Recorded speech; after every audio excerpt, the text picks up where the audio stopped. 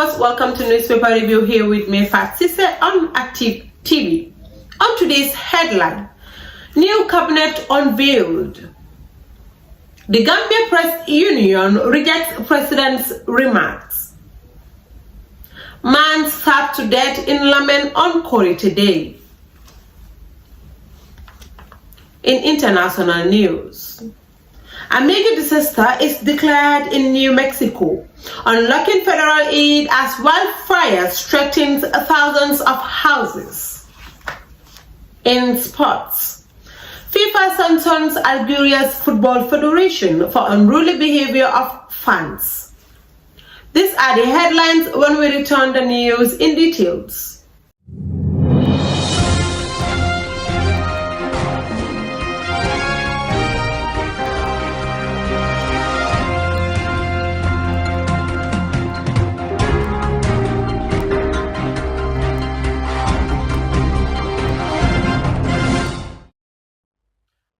From the break, and now the news in details. New cabinet unveiled. Siraba reports. New cabinet invalid. Veteran educationist and former higher education minister Badara Diouf has been appointed as the vice president, leading a pack of several new ministers in the new cabinet announced yesterday. Among the newcomers are Abdou Diop, Petroleum, Seka Sonko, Interior, Serigne Modou Ndiaye, Defense, Professor Per Gomez, Higher Education, Research, Science and Technology, Sirif Abasanyang, Lands, Regional, Government and Religious Affairs, Dr. Demba Sabali, Agriculture, Babukar Ismaila Diouf, Public Service, Administrative Reforms, Policy Coordination and Delivery, Lamin Queen Jammeh, Information, and Rohi John Manjang, Environment and Climate Change. Meanwhile, nearly a dozen ministers have either been moved to new cabinet positions or are maintained at their desks. They include Ahmad Bah, Tourism and Culture, Ibrahim Silla, Works, Transport and Infrastructure, also overseeing newly created Communication and Digital Economy, Musa Drame, Fisheries, Water Resources, Fatou Kinde, Women, Children and Social Welfare, Bakari Baji, Youth and Sport, Kaludainia, Koli, Basic and Secondary Education, Sidi Keta, Finance and Economic Affairs, overseeing trade and employment, Modu Tangara, Foreign Affairs, International Cooperation and Gambians abroad, Amadou Lamin Tamate, Health and Dauda Jallo, Attorney General and Justice. The President also appointed a new Secretary General and Head of Civil Service, Salimatu Toure, and Chief of Staff, Maud Sise.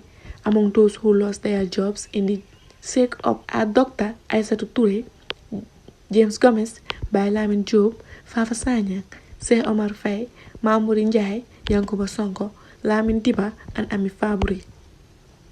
Reporting for Active TV News, I am Siraba. The Gambia Press Union rejects a president's remark. Loriso reports. Gambia Press Union has rejected President Barrow's remarks insinuating the media is contributing to the destabilization of the country by giving platform to one of his leading critics. The union said the president's statement accusing Gambian journalists of fomenting discord to bond the Gambia by giving a platform to Mr. Jobate is unacceptable.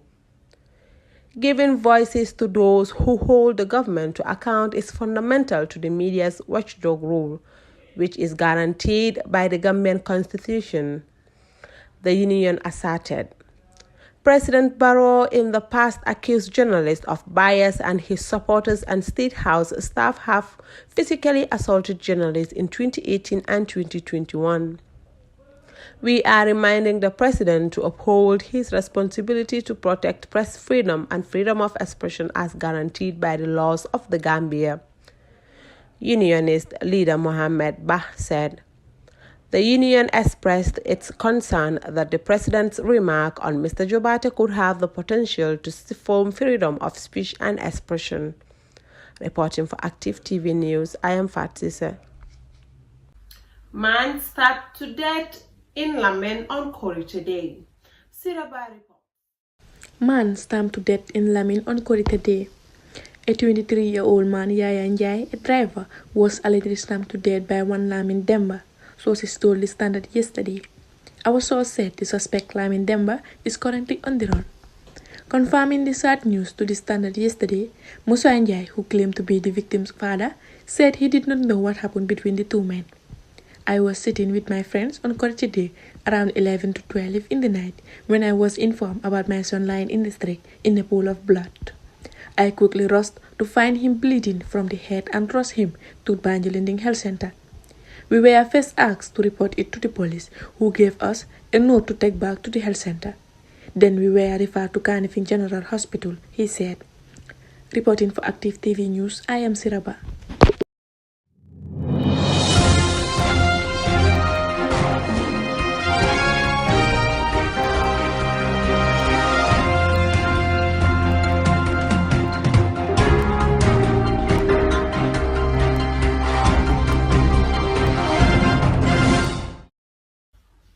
Welcome back in international news. A major disaster is declared in New Mexico, unlocking federal aid as wildfires threaten thousands of houses. Loiso reports. A major disaster is declared in New Mexico, unlocking federal aid as wildfires threaten thousands of homes. Wildfires and straight-line winds that have ravaged New Mexico for a month have created a major disaster. President Joe Biden declared unlocking critical federal aid as the state continues to battle the largest wildfire burning in the United States. A firefighter conducts a prescribed burn Wednesday to combat the Hammets Peak Clove Canyon fire. Much of the Southwest has been under a prolonged survive drought well by the climate crisis that has fostered the critical fire conditions. Drought conditions worsened over the past week across much of the Southwest and South, deepening a water crisis and fueling fires across several states. U.S. Drought Monitor wrote Thursday in its weekly summary. Reporting for Active TV News, I am Siraba.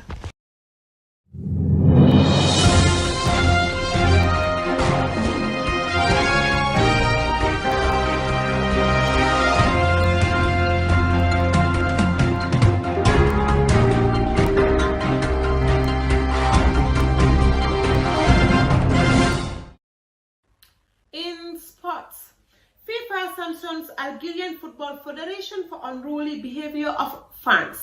Fatou Sisa reports. The FIFA Disciplinary Committee has fined the Algerian Football Federation for a series of events that occurred during the playoff match between Algeria and Cameroon on 29 March in Belgium.